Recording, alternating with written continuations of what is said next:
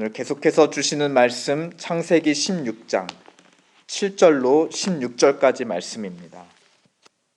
여호와의 사자가 광야의 샘물 곁 곧 술로 가는 길 샘 곁에서 그를 만나 이르되 사레의 여종 하갈아 네가 어디서 왔으며 어디로 가느냐.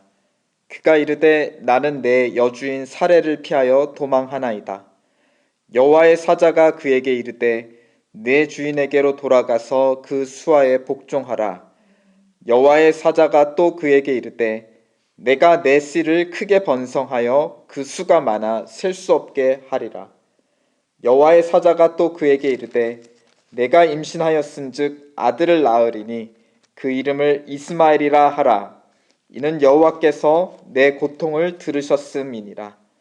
그가 사람 중에 들나귀 같이 되리니 그의 손이 모든 사람을 치겠고 모든 사람의 손이 그를 칠지며 그가 모든 형제와 대항해서 살리라 하니라.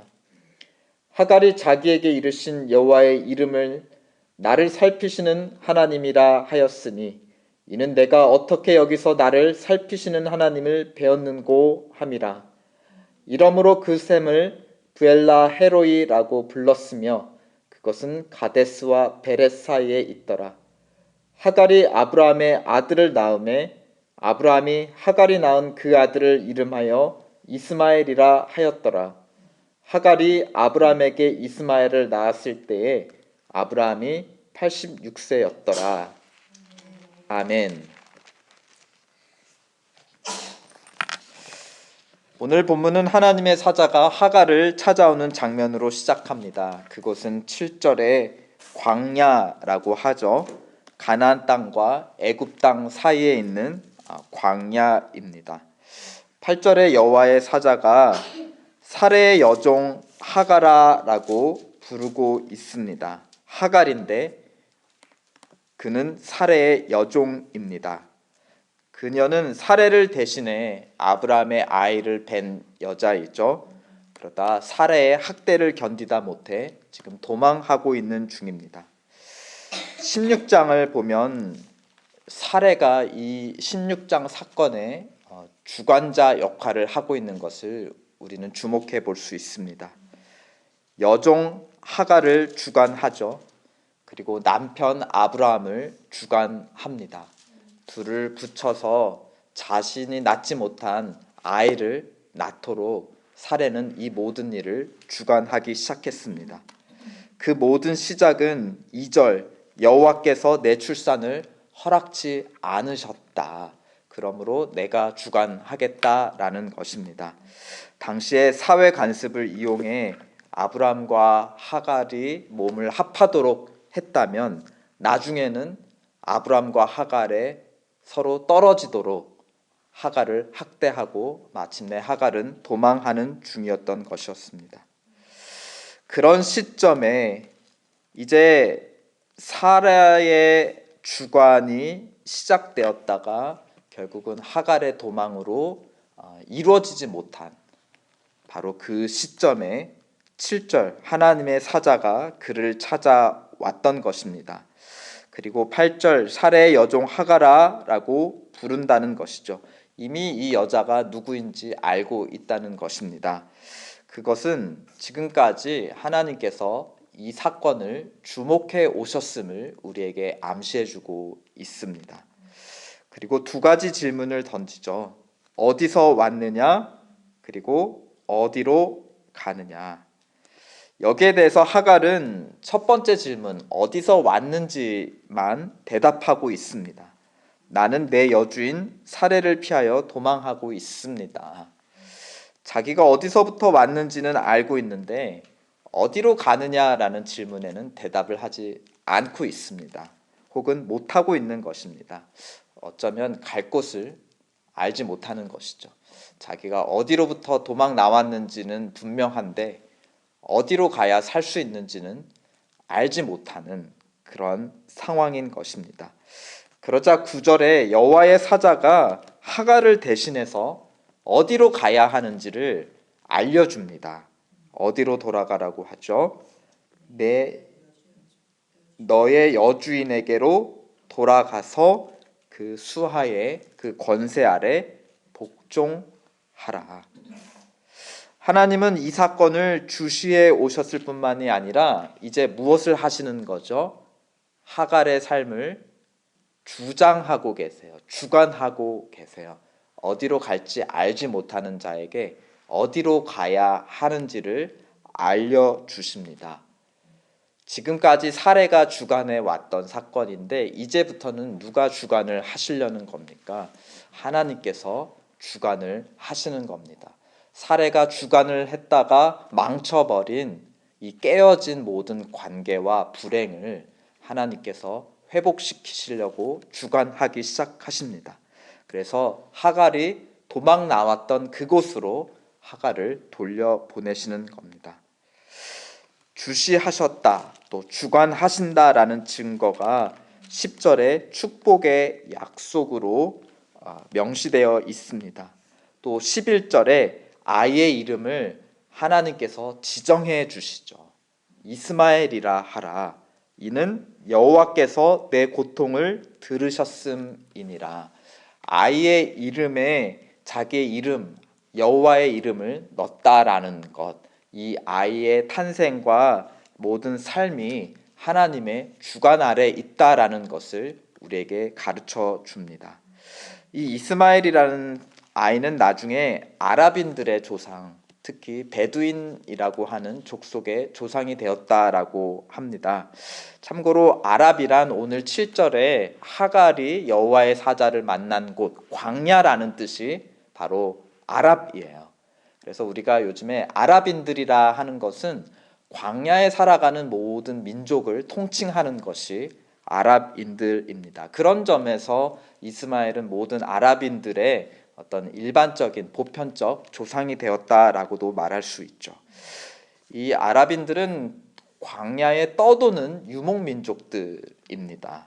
12절에 보시면 이 이스마엘의 삶을 들나귀에 빗대면서 사람들을 치겠고 사람도 그를 치며 그가 형제와 대항해서 살리라. 형제들과 떨어져서 속해서 함께 정착해 살아가는 것이 아니라 그냥 자기 멋대로 동떨어져서 살아갈 것이다. 즉 광야에서 유목민족으로 살아갈 것을 암시하고 있습니다.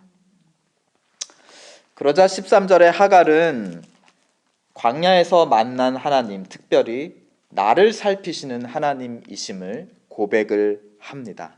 그리고 14절에 그 우물을 부엘라 헤로이, 나를 살피시는 살아계신 이의 우물이다라고 높입니다. 성경에 기록된 사례의 첫말은 6장 2절에 보면 여호와께서 내 출산을 허락지 않으셨다였습니다. 성경에 기록된 하갈의 첫말은 13절, 내가 어떻게 여기서 나를 살피시는 하나님을 배웠는고. 뭔가 좀 바뀐 것 같죠. 아브라함의 아내, 모든 이스라엘 하나님 백성들의 어머니 된 사례의 첫 말은 하나님이 나에게 허락지 않으셨다 였다면, 이방인, 이 하갈은 애굽 출신이죠. 이방인, 그리고 신분으로 보면 종, 거기다가 당시에 남자 여자, 남자 위주의 사회에서 여자, 정말 가장 약자 중에 약자, 자기가 어디로 가야 될지 알지 못하는 그런 불안정한 삶을 살아가고 있는 작은 자, 그런 작은 자를 향해 하나님은 살펴주셨다라는 것입니다. 하갈은 그런 하나님께 순종하죠. 그리고 사레에게로 돌아갑니다. 사레가 쫓아낸 하갈을 하나님은 돌려보내셨습니다. 사레가 계획하고 철회하려 했던 아이를 하나님께서는 이름을 주셨고 생명을 주셨습니다. 사레가 시작한 사건이었는데 지금 누가 마무리를 해가고 계시죠? 하나님께서 마무리를 해가셔요. 그런데 마무리해 가시는 하나님의 주권은 결국 누구를 향해서 집중되어 있는가? 이 사건의 마무리 15장 16절을 보면 결국 자기 언약의 상대자 아브라함을 향해 있습니다. 15절, 결국은 아브라함이 아이의 이름을 친히 지어줍니다. 그렇죠? 무슨 말인가? 이 아이를, 하갈을 통해 낳은 아들을 사레는 쫓아냈지만 하나님이 돌려보내주셔서 낳은 아들을 누구로 인정하는 거예요? 아버지가 아이에게 이름을 직접 주어 주었다. 자기의 아들로 인정하고 받아들입니다. 그런데 그 이름을 무엇이라 하였습니까? 이스마엘이라 하였다. 하나님께서 하갈을 통해 지정해 주신 그 이름을 아브라함도 받아들이고 그 이름을 주었다. 하나님의 섭리와 주권, 주관하심을 인정하고 받아들였다라는 것입니다. 16절에 보면 그 하나님의 주권의 절정을 이렇게 기록하고 있습니다. 우리 다 함께 읽어보실까요? 하갈이 아브라함에게 이스마엘을 낳았을 때에 아브라함이 86세였더라. 아브라함이 86세였더라. 즉 아이를 낳을 수 없는 그런 나이였음을 강조합니다. 그럼에도 하나님이 허락하시고 작정하시자 그가 아들을 얻었다라는 것을 강조합니다. 하나님이 하갈을 살피신 궁극적인 이유, 물론 그 하갈, 불쌍한 여자를 향한 하나님의 긍휼도 있지만 하갈을 살피신 궁극적인 이유는 결국은 누구에게 믿음을 주신 것이에요? 아브라함에게 믿음을 주시기 위함입니다. 내가 86세, 더 이상 내가 생명을 낳을 수 없는 몸임에도 이런 일들이 가능하구나. 그렇다면 하나님께서 나와 내 본처 사레를 통해서 너의 후손이 나올 것이고 그 후손이 번성할 것이다 라는 약속도 가능하겠구나라는 그 믿음의 증거가 된다는 것입니다. 우리 21장 나중에 보겠지만 하나님은 마침내 사레도 돌아보아 살펴보십니다. 그리고 아들을 주십니다. 그때 아브라함의 나이가 100세였다라고 100세임을 분명하게 적시하고 있습니다. 마치 오늘 15장, 16장에 일어난 이 16장 사건의 결론이 21장에서도 성취가 되는데요.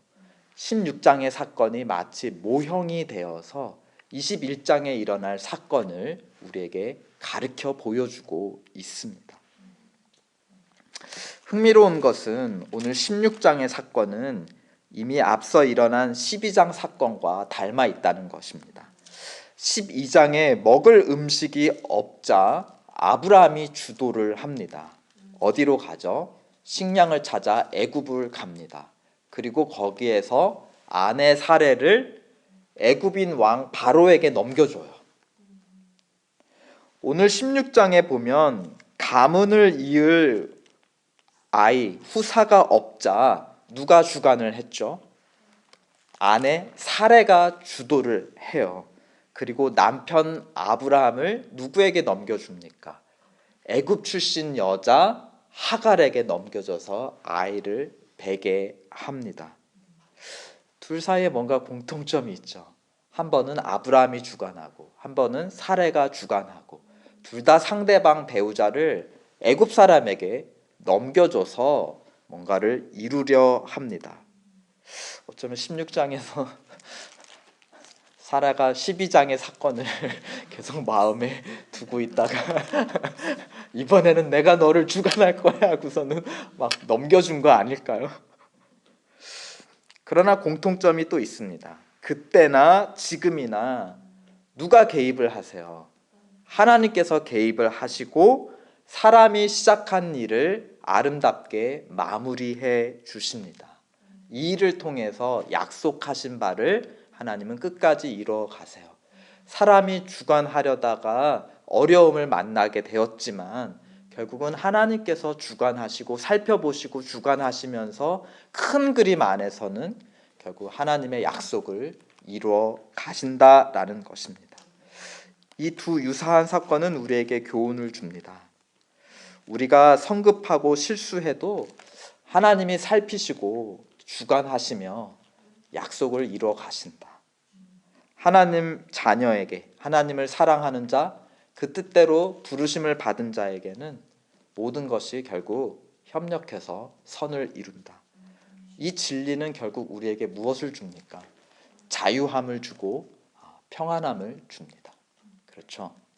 내가 내 부족함 가운데 선택하고 계획하고 이뤄가는 일일지라도, 그 과정 가운데 어려움을 만나게 될지라도 결국 모든 것이 협력해서 선을 이룬다. 그러므로 자유할 수 있고 또 평안할 수 있습니다. 그런데 이 자유와 평안은 결국 하나님의 주권을 신뢰하는 믿음 안에서 참 가치를 발휘합니다. 그렇다고 내가 아무렇게나 막 해도 하나님이 다 뒷정리해 주실 거야. 그거보다는 하나님의 주관 안에, 섭리 안에 하나님의 뜻대로 우리가 협력해 맞춰가는 것이 더 참된 자유와 평안을 누릴 수 있습니다. 그렇지 않으면 하나님의 주권 밖에서 내가 내 삶을 주장하다 보면 그 과정에서 생긴 상처와 갈등, 어려움들은 결국 오롯이 우리의 마음과 인생에 그것이 그대로 남게 돼요. 그것은 결국 우리가 떠안아야 될 몫입니다. 그렇죠? 아브라함이 사례를 넘겨줬을 때 물론 하나님이 돌려주셨지만 사례의 마음에는 상처가 남았을 것이에요. 16장, 오늘 이 모든 사건이 아름답게 마무리되지만 결국은 세 사람 다 상처를 입게 되잖아요. 나중에 보면 결국 하갈과 이스마엘은 결국 아브람에 의해서 쫓겨나게 됩니다. 그것은 또 다른 일입니다. 그러므로 이 진리는 또한 우리에게 하나님의 주권 안에서 선택의 자유를 누리라고 권면합니다. 하나님의 신실하심 안에서 평안을 누리라고 우리에게 권면합니다. 이 교훈을 받은 우리, 오늘도 하나님의 주권 안에서 우리에게 놓여진 수많은 선택 앞에서 자유하시기를, 하나님이 주신 지혜로 지혜로운 선택을 하시기를 축원드립니다. 또 하나님의 신실하심 안에서 결국 모든 것이 협력해서 선을 이룰 것이라는 믿음으로 평안을 누리시기를 축원드립니다. 아멘. 우리 함께 기도합시다. 먼저 하나님께 감사합시다. 지금까지 우리를 살펴주시고 주관해 주심에 감사합시다. 그리고 하나님께 또한 간구합시다. 오늘 현재 우리 삶 속에 우리가 선택해야 되는 모든 일들 속에 결국은 우리가 선택해야 하고 우리가 주장하고 주관해야 하는 것이지만 하나님 주관하여 주시옵소서. 모든 것이 협력하여 선을 이루게 도와주시옵소서. 믿음을 주셔서 하나님의 신실하심에 믿고 맡기며 평안을 누리게 도와주시옵소서. 우리 이 시간 함께 기도하겠습니다.